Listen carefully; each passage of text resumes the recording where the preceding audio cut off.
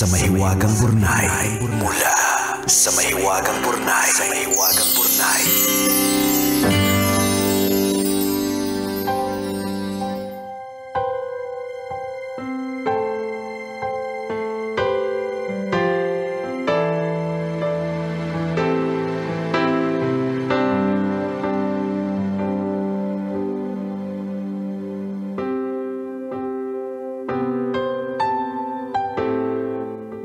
Mahiwagang Burnay.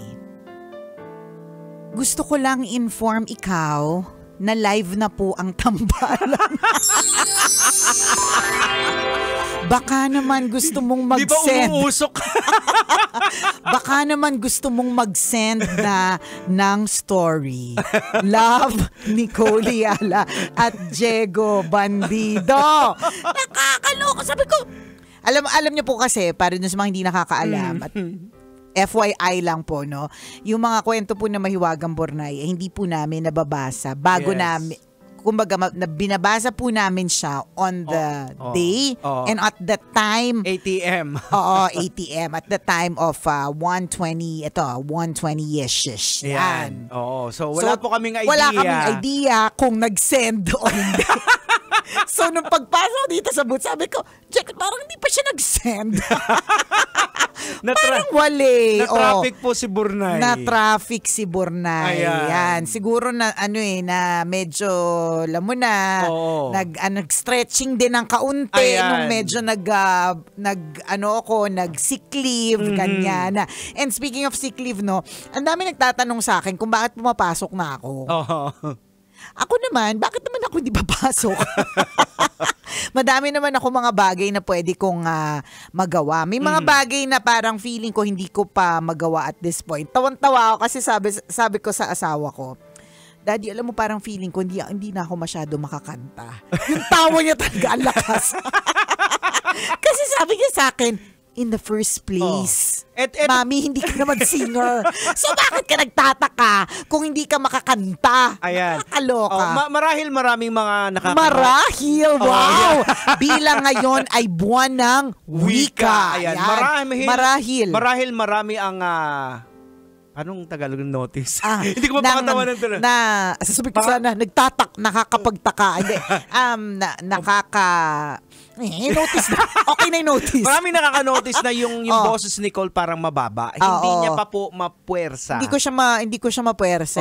Nakakatakot po siyang ipuwersa. But the thing baka is, sumingaw. baka sa bawat pagsasalita ko, pagka pinahas ako, may sumisipol. Ayoko na may sumisipol. Hindi, natatakot ako ipuwersahin siya. Or baka nga hindi pa siya mapuwersa. Sabi nga nung aking doktor na si Dr. Bam, ma'am, may mga pinaghiwa-hiwalay po diyang mga muscle. May mga parte po ng lalamunan. Healed may plastic. Ay, pa nga, lumalabas pa nga yung plastic. Ayan. Kita niyo na yung aking yung aking hiwa, yung aking cesarean sa leeg. Lalagyan mo ng mata dito. Patatuan mo ng mata. Para may naka-smile. Smiling face. Ayan siya. Ayan yung sinasabi ko po sa inyo mga kabisyo. Nag-umpisa yan na hindi mapula. Kaya hindi ako naniniwala na hindi yan magkikiloid. Tingnan mo, Adam's apple. Lumalabas yung Adam's apple, may sarili siyang buhay. Ayan. So, sa mga... Bago pong hiwa, wala pa pong isang buwan. Wala pa. Wala pa 2 weeks. Going July 18. Parang, yun. Wala pa. 2 weeks pa lang. 2 weeks pa lang. Magti 3 weeks. Mga 3. ganyan. Ayan, mga magti 3 weeks pa lang. So, syempre. So fresh pa po yan. Fresh pa po. So, hindi pa talaga siya maitodo. I'm just so thankful. Ako po yung nagpapasalamat na mababa man siya, yung pa rin yung boses. At hindi siya talaga nawala. Kasi, nung pinakita sa akin, gusto niyo po ba makita? Yung longganisa Bilbao. Gusto niyo po ba makakita para kahit kailan hindi na po kayo kumain ng longganisa? Wag na lang kasi mawawalan ng negosyo yung mga nagbebenta ng longganisa. Si asawa mo nga ayaw makita. Ayaw niya makita, hindi niya tiningnan. No? Kapag ka tiningnan mo na ina-explain sa akin nung surgeon ENT si Doc Sedenyon, ito yung windpipe, yung trachea, ito yung vocal cords, hindi ko ma-distinguish kasi lahat sila pula-pula. Nakakabilib lang din talaga yung mga doktor kung yung pagiging dalubhasa nila, yung pagpapakadalubhasa nila sa kanilang field. Kasi ina-explain niya sa akin. Yung nanay ko nga, sobrang hindi niya ma-distinguish yung mga parts. Akala niya bibig ko yun. Yung binuka yung yung dito, hindi yung nakabuka leeg. yung leeg ko, di ba? Sabi na nanay, bibig mo ba yan? Sabi niya doon sa doktor, Doc, bibig niya po ba to? Bibig po ba ng anak ko yan? So inisip ni mami dito ilalabas sa bibig mo yun. yung nodules. Diba? Nakakaloka. So, kaya kung na-notice, although kahapon, pinapakinggan ko, hindi naman pag nasa radyo ka, hindi mo naman talaga yung parabang grabe. Bumaba ng 6.2 wala. decibels yan. yung kanyang Hindi. Parang kung di mo nga alam hindi mo rin ma-distinguish. May isip mo lang is ano ba siya ngayon? Lasing ba siya today? Kaya yung niya. Bagong gising yan. Bagong gising, Ayan, parang bedroom ganon. boys. Yan, ganon. Pero kung halimbawa ganito na siya, okay lang din naman sa akin kasi hindi naman siya totally nag-change at yung utak ko may sayad pa rin. Tama. So nothing's going to change. Wala naman talagang, alam mo yun, yung pagbabago hindi naman talaga ganun katindi kasi yung the sayad is still there. Tama. Yun yung mahalaga. yung sayad Yung mahalaga yung sayad. Diba? Kaya sabi nga kung nawala man ng boses si Nicole, siya yung pipi na pinakamaingay. Gagawa. Oo, kasi ako yung yung pipi na may sayad. Diba? Ganon. Kasi sa daming gusto sabihin ng utak mo, ang bilis siguro ng mga senyas mo. Siguro. Diba? Tapos feeling ko pag halimbawa, may dance steps na. Diba? Follow the kaldag. Diba? Pero hindi nga, doon sa tanong na bakit Nicole, bakit pumasok ka na kaagad? Kasi ang sagot is bakit hindi? Kasi una, ang sabi ng surgeon ko is fit to work na ako. So kung fit to work na ako, siguro baka hindi niya sasabihin na fit to work ako kung hindi ako napagsalita. Ito yung paraan ito yung trabaho. Tama. Kaya lang fit to work. So fit to work, nakakapagsalita. Tapos pag wala po ko, hindi naman po, nagmumol lang po ako. Hindi, tsaka, may part po sa amin na, gusto namin magpahinga, pero may part ng brain natin na hindi siya nagpapahinga. Parang naboboring ka na gusto mo na bumalik sa trabaho. Pero nagreklamo, pero nung bago ako bumalik, yung the day before, yung the weekend before, sabi ko talaga, ba't ko kailangan bumalik? Diba? May ganun, alam mo naman tayo, sala sa init, sala sa lamig. Hindi rin kaya. Natandaan mo na nag-opening si Mayet de la Rosa Fine Jewelry sa Robinson's Malabon. So the night before, minessage ko si Madam Mayet sabi ko sa kanya, see you po tomorrow. See you, be. Akala niya nagjo-joke ako. Kaya nung nakita niya ako, ang gulat niya. Kasi nga parang, uy, magaling ka na ba? Kasi nung time na yun, talagang bagong-bagong lang talaga, opera, few days. Kami nagkukwentuhan nga kami ni Ma'am Mayet. Sabi niya, hindi kanya daw message kasi yun nga, alam niya na nagpapahinga ako.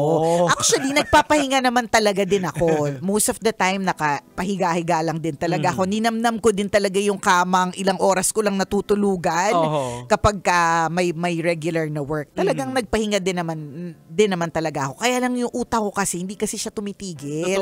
Naghahabol kasi siya ng mga kung ano-ano. Naghahanap siya ng yung usual na ginagawa natin yung ganito. Parang ako dati nung inoperahan ako. Actually, gusto ko nang pumasok.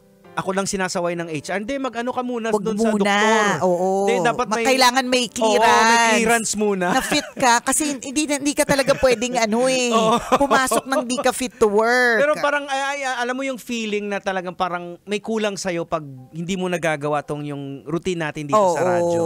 Yun. May something, sa self mo na parang, kailangan kulang. Kaya enjoy mo yung pahinga. Totoo. Pero alam mo naman na it's up to a certain extent. Tsaka siguro, Jegs, ang katotohanan, yung pahinga ko kasi is a sick leave. Hindi kasi siya vacation eh. So, kaya ka wala sa trabaho kasi may sakit ka. So, parang ayoko ng ganun. So, kailangan bumalik. Kaya kung fit ka na to work, bakit hindi ka babalik? Eto nga, 'di ba, malapit na yung radiation. O sa radiation, pag natapos 'yun, hindi daw radioactive ako. Ibig sabihin na radioactive para kung nuclear bomb na. Hindi ka pwedeng lapitan. Hindi ako pwedeng lapitan. Ang suggestion ng asawa ko, dito lang daw ako, pakulong-kulong. Sabi ko, hindi rin yung pwede. Kasi lalabas ka magsi-CR ka. Correct, di ba? kakausapin ko yung mga tao, tumatalsik yung laway ko. Hindi rin siya pwede. Yun yung mga example ng hindi ka pa fit to work kasi hindi pa talaga pwede. Pero kahit gustuhin mo talaga. Ganyan. Kaya alam niyo po mga kabisyo, kung halimbawa ang eksena niyo ngayon is routine. Na napapagod kayo na parang ano ba naman yan? Ito na naman yung ginagawa ko ngayon. Alam mo, there is also beauty in routine eh. Totoo. Ibig sabihin nun, walang kakaiba na bumabasag ng routine mo. Yung kakaiba na katulad nito. Yung meron kasing pagbasag sa routine na maganda eh. Katulad ng vacation leave. Yes. Yan. Magti-team building yung company. O kaya sa linggong ito, hindi kami puro office. Meron kaming field, work, mga ganyan. O kung ano man yung klase ng work na meron kayo. Yun yung mga magagandang basag. Diba? Pero kung ang pagbasag sa routine po ng buhay po ninyo ay dahil merong may sakit, yun yung hindi maganda. Kaya yun yung sinasabi ko na may beauty. May beauty kahit papaano yung routine. Speaking of routine, parang ano din yan eh. Kasi ako kagaling ko lang sa cardiologist ko kahapon. Iba naman tong tambalang PWD na to. PWD, mga operado. Mga may hiwa, mga may PWD card. Ano daw? Speaking of routine, yung mga sabi ng cardiologist ko na naghahanap tayo ng perfect combination ng tawag dito ng gamot natin na makuha natin yung tamang timpla na for life, eto na hindi na tayo magbabago. Magpapalit. So parang eto na yung magiging routine na medicine na perfect combination na siya. Yun ang pinakamahirap sa mga doktor kaya nagpapa-check up tayo. Correct. Titingnan, i-adjust ang mukhang yung mga labs mo medyo okay bawas tayo ng milligram. Correct, totoo. Dagdag tayo. Yan. Yun yung nakakatakot ng mga routine. Yun yung nakakatakot na basag sa routine. Yung may kailangan idagdag. Oo. Diba? Ay, mukhang ako low blood ako. Hindi ko nga alam kung bakit. Kaya medyo nag-adjust na naman kami ng medicine. Parang na parang dagdag ng milligrams. Diba naman tong mga usapan ng mga may edad? Nakakaloka. Ang sabi ni Boy P, in the next 10 years po, siguradong tambalang PWD na ang pangalan ng programa. Hindi, lilipat kami sa DCRH. Tapos yung mga PWD. Yun yung mga problema. Yan yung mga namin. Haharapin namin ang mga problema nila. Bilang kami din mismo ay hinaharap ito. At ang unang panukala namin bilang tambalang PWD, maging uniform ang itsura ng yung lahat. ID. Correct. Tapos meron na talagang ways and means to identify if it is legit. So, magkakaroon na ng, kung ako ang magde-design, rainbow. Gusto ko rainbow siya. Tapos may mga palawit na butterfly yung shape. Tapos, butterfly yung shape! Nag-aano na tayo ng mga idideklara natin. Tapos gusto ko yung diba mangarap card, tayo, mangarap? Yung card ng PWD, hindi na dapat binibit-bit. Parang halimbawa, totoo. Electronic na siya. Correct. Pwede siyang dapat may QR code. Kasi magbit-bit ka pa ng card tapos ililista mo pa doon. Tama. Mga ganon. Dapat online na. True. Tapos, ang isa pang panukala ko, dahil marami na ang merong PWD card, kasi nga, madami na rin yung kahit papaano pumapasa doon sa standards, no? Sa isang parking mall, kailangan ang slots for PWD 2 floors. may sariling building na. Nakakaloka kasi yung PWD building. Lahat na magsha-shopping doon na yung diba? PWD, bawal ka pumasok. At hindi lang yun, hindi ka i-judge. Kasi halimbawa ako, hindi talaga ako mukhang PWD. Ay, lalo na ako. Ang pula-pula ng labi ko.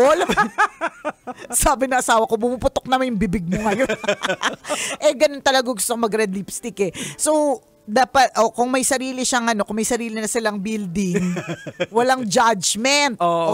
Walang judgment kung tunay ba talagang PWD yan ang pula ng labi. Kasi yun nga, merong proper indicator na, oo nga. Diba? Hindi ka makakapasok sa building na yan. Tama. Pag hindi pumasa yung PWD card mo na butterfly yung shape. Kasi yun yung gusto ko butterfly yung shape.